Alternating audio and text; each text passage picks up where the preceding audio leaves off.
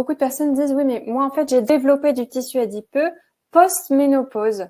Qu'est-ce Mhm. qu'on peut dire sur ce sujet? Oui, il y a quelque chose qui se passe. Est-ce que c'est le fait de la baisse des hormones féminines qui provoque cette prise de masse grasse autour de la ménopause? Je ne pense pas. Parce qu'il y a des femmes qui ont une ménopause sans prise de poids et d'autres qui ont une ménopause qui se déroule pas forcément très très bien non plus et qui se fait avec perte de poids. Donc c'est pas quelque chose qu'il faut appliquer pour tout le monde. Ceci dit, c'est vrai que c'est assez fréquent. La réalité, elle est assez différente. C'est que il y a beaucoup de choses qui se passent autour de la ménopause. Première chose, changement du climat hormonal, indéniablement. Ça veut dire que le changement va se répercuter au niveau métabolique. Donc votre métabolisme change, c'est sûr. Ensuite, votre besoin énergétique, il change aussi. Vous avez plus les menstruations, vous avez plus de possibilités de grossesse, donc votre besoin énergétique n'est plus tout à fait le même. Mais il y a toute cette dimension humaine autour de la ménopause qui est un vrai sujet. On nous fait un tableau de la ménopause qui est mais apocalyptique. On fait quoi comme tableau de la ménopause? J'ai entendu il y a quelques mois à la radio, j'ai trouvé ça mais choquant. Euh, c'est sur la même émission de radio, je sais plus sur quelle radio c'était. Il y avait d'abord une personne qui n'était pas médecin, mais qui s'intéressait un petit peu à la culture de la ménopause, tout ça, qui a dressé un tableau en s'inspirant de ce que les femmes japonaises voient dans cette ménopause, quelque chose de très beau. Pas forcément facile, mais quelque chose de très beau. Les femmes japonaises, selon mes souvenirs, euh, considèrent la ménopause comme un nouveau printemps. C'est-à-dire qu'elles passent d'une période où elles peuvent avoir un enfant et donc elles vont devoir être focalisées sur l'allaitement, les nuits, les couches et tout ce qui tourne autour de cet instinct maternel qui est très précieux, mais qui va conditionner et peser sur leur quotidien de façon très très forte. Et puis arrive la ménopause où c'est terminé, on passe sur autre chose. Ça ne veut pas dire qu'on devient vieille, parce qu'à 50, 45, 50, 55 ans, on n'est pas vieux, on n'est pas vieille. C'est pas vrai ça.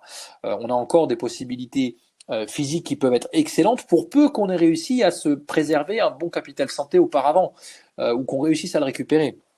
Donc il y a un changement dans la perception de la féminité qui, à mon avis, peut impacter le moral de façon très négative et favoriser une dérive des habitudes alimentaires.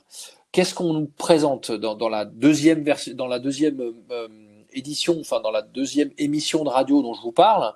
Il y a eu donc une gynécologue qui parle, qui dit la ménopause, c'est la carence en estrogène. C'est pas une carence en estrogène, c'est une réduction de la production des estrogènes par les ovaires qui ne fonctionne plus comme avant.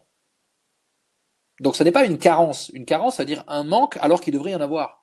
Là, c'est une réduction, donc c'est un changement d'état physiologique. Donc on nous le présente comme quelque chose de pathologique, ce qui est une véritable honte, parce que ça devient une question de business. On va vous supplémenter en hormones, etc., alors qu'en plus c'est très très loin d'être anodin, et certainement pas exempt d'effets indésirables, même dans l'immédiat. Donc on nous présente la ménopause comme voilà, la fin de votre vie de femme, la fin de votre fertilité, le début de l'ostéoporose, le début de tout un tas de symptômes, bouffées de chaleur, etc. Alors qu'il est tout à fait possible d'avoir une ménopause avec relativement peu de bouffées de chaleur. Voilà, c'est pas si simple que ça, mais il y a des femmes qui ont des ménopauses, j'en connais, j'en vois et j'en suis quelques-unes qui n'ont pas du tout de bouffée de chaleur. Ça se passe très très bien. Le dénominateur commun de ces femmes-là, c'est qu'elles ont une hygiène alimentaire, une hygiène de vie qui est vraiment très très bonne et que c'est en place depuis très longtemps. Donc c'est quelque chose qui est presque culturel chez ces personnes-là, et ça ne veut pas dire que les autres doivent culpabiliser du tout. Mais on nous fait un tableau de la ménopause qui est catastrophique. Donc, on va dire, il va falloir faire attention à l'ostéoporose, mais l'ostéoporose, elle n'arrive pas par miracle. Si vous êtes sédentaire, vous allez avoir de l'ostéoporose. Si vous avez une alimentation pro-inflammatoire, vous allez développer de l'ostéoporose. Si vous êtes en permanence en train de prendre des médicaments parce que vous avez mal partout, parce que vous avez une alimentation pro-inflammatoire, vous allez favoriser l'ostéoporose. Donc, il y a tout un tas de causes à l'ostéoporose dont on ne parle pas. On n'arrête pas de nous focaliser sur le manque d'estrogène. Le manque d'estrogène, ça ne veut pas dire qu'il n'intervient pas dedans, mais il y a d'autres choses qui peuvent largement contrecarrer le risque d'ostéoporose l'ostéoporose, c'est l'activité physique, c'est avoir une alimentation riche en végétaux.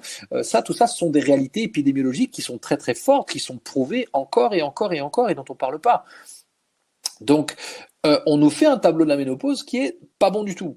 Or, à la ménopause, il y a des femmes qui cessent l'activité physique à cause de la peur du risque de fracture, qui vont faire des ostéodensitométries, on leur dit vous avez une ostéopénie.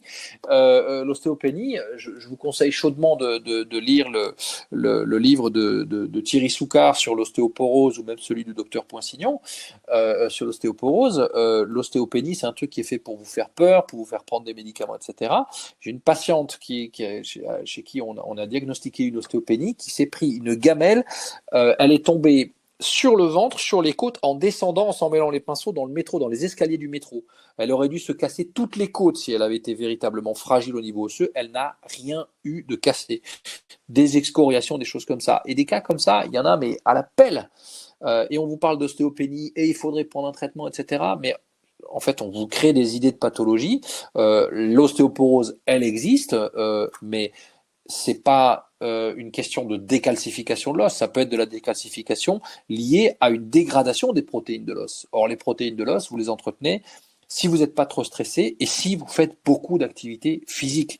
Et c'est comme ça qu'on peut contrecarrer l'ostéoporose. Donc, on nous présente la ménopause comme quelque chose de tellement mauvais qu'au bout du compte, on finit par plus savoir quoi faire, on n'ose pas faire de l'activité physique, etc. Et donc les conséquences sont pas bonnes. Et puis ensuite, selon les conseils alimentaires qu'on peut recevoir, parfois on va recevoir des conseils alimentaires qui sont complètement en cause dans la prise de poids. On va vous dire faites attention.